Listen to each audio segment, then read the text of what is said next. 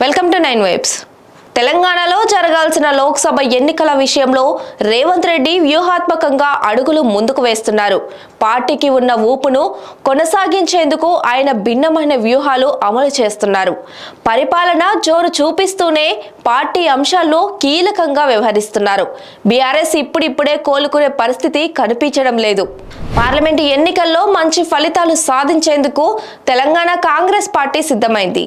జాతీయ పార్టీకి అవసరమైన లోక్సభ సీట్లను అంచనాలకు తగ్గట్లుగా అందించి హైకమాండ్ వద్ద మరింత నమ్మకం పెంచుకునేందుకు రేవంత్ రెడ్డి గట్టి ప్రయత్నాలు చేస్తున్నారు. అదే సమయంలో 10 కంటే ఎక్కువ స్థానాలు గెలిస్తే తెలంగాణలో కాంగ్రెస్ పార్టీ ఊహించని స్థాయిలో బలపడుతుంది. అందుకే సీఎం రేవంత్ రెడ్డితో పాటు ముఖ్య నేతలంతా లోక్సభ సీట్లలో గెలుపును అత్యంత ప్రాధాన్యాంశంగా తీసుకుంటున్నారు. ప్రత్యేక వ్యూహం అమలు చేస్తున్నారు.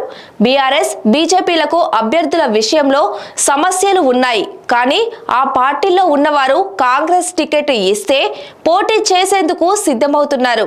అయితే బలమైన అభ్యర్థులకు మాత్రమే అవకాశం ఇవ్వాలని, ఈ విషయంలో తెలంగాణ అసెంబ్లీ ఎన్నికల్లో టికెట్ కేటాయించిన స్ట్రాటజీలనే అమలు చేయాలని నిర్ణయం తీసుకున్నారు. ఈ విషయంలో సునీల్ కొనుగోలు టీం ప్రత్యేక నివేదికలు రెడీ చేస్తున్నట్లుగా తెలుస్తుంది. ఏఐసిసి స్ట్రాటజిస్ట్ సునీల్ కొనుగోలు సర్వే ఆధారంగానే సీట్లను ఎంపిక చేస్తున్నారు. అయితే టీపీసీసీ ఏఐసిసి సమన్వయంతో ఓ జాబితాను తయారు చేస్తున్నారు. దరఖాస్తులు తీసుకోవడం ప్రారంభించారు.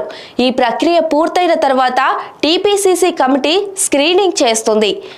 సీఎం రేవంత్ రెడ్డి కూడా అభ్యర్థుల అంశంపై ప్రత్యేక దృష్టి పెట్టారు.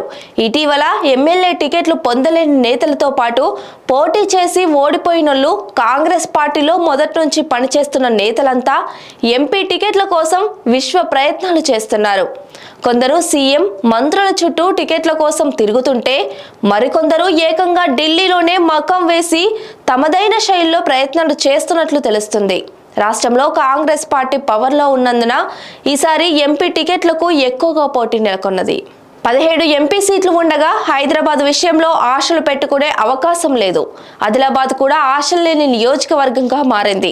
అసెంబ్లీ ఎన్నికల్లో 7 అసెంబ్లీ నియోజకవర్గాల్లో కలిపి భారీ తేడా రావడంతో రేవంత్ రెడ్డి ఆ నియోజకవర్గంపై ప్రత్యేక దృష్టి పెట్టారు. ఫిబ్రవరి 2న ఇంద్రవెల్లి భారీ బహిరంగ సభ ఏర్పాటు చేశారు. ఇంద్రవెల్లి నుంచే పార్లమెంటు ఎన్నికల శంఖారావాన్ని రేవంత్ రెడ్డి ప్రారంభించనున్నారు. గతంలో పీసీసీ అధ్యక్షుడిగా బాధ్యతలు చేపట్టగానే ఇంద్రవెల్లిలో భారీ సభ నిర్వహించిన ఆయన సీఎం అయిన తర్వాత కూడా తొలి సభను అక్కడే నిర్వహించబోతున్నారు. ఇంద్రవెల్లి అమరుల స్మారక స్మృతి వారానికి శంకుస్థాపన చేయనున్నారు. రేవంత్ రెడ్డి ముఖ్యమంత్రి అయ్యాక తొలి సభ కావడం, పార్లమెంటు ఎన్నికల సన్నాహకం కావడంతో అందరి దృష్టి ఉంది. ఈ సభ తర్వాత ఆదిలాబాద్ లో కాంగ్రెస్ రేసులోకి వస్తుందని నమ్ముతున్నారు. మొత్తంగా 10 నుంచి 12 సీట్లు గెలుస్తామని కాంగ్రెస్ నాయకులు ధీమా వ్యక్తం చేస్తున్నారు. ఈసారి కాంగ్రెస్ పార్టీకి పాజిటివ్ వాతావరణం ఉండడంతో చాలా మంది సీనియర్లు తమ కుటుంబ సభ్యులను బరిలోకి దించాలనుకుంటున్నారు. భార్యలను, తమ్ముళ్లను, ఇతర బంధువుల్ని ఎంటర్ చేసే పరిస్థితి లేదని కాంగ్రెస్ వర్గాలు చెబుతున్నాయి. దీంతో అభ్యర్థులు అందరూ సీరియస్ క్యాండిడేట్స్ ఉంటారని, పార్టీ బలానికి వారి బలం కూడా తోడయ్యేలా అభ్యర్థులు ఉంటారని చెబుతున్నారు. బీఆర్ఎస్ పార్టీ తరఫున పోటీ చేస్తామని చాలా మంది ముందుకు వస్తున్నారు. కానీ వారిలో పొటెన్షియల్ క్యాండిడేట్స్ ఎంతమంది అన్నదానిపై మాత్రం క్లారిటీ లేదు. ఇప్పుడు బీఆర్ఎస్ గడ్డు పరిస్థితుల్లో ఉంది. ఎవరిని నిలబెట్టినా సెంటిమెంట్ ప్రభావంతో గెలుస్తారన్న వాతావరణం లేదు. పార్టీ బలం కన్నా వ్యక్తిగత ఇమేజ్ కూడా బలంగా ఉన్న లీడర్లు కావాలి. అలాంటి వారు బీఆర్ఎస్ కు కరువయ్యారు. దీంతో బలమైన అభ్యర్థులు దొరకకే రేసులోంచి వైదొలగాల్సిన పరిస్థితి ఏర్పడ్డది. Stay tune to 9 vibes.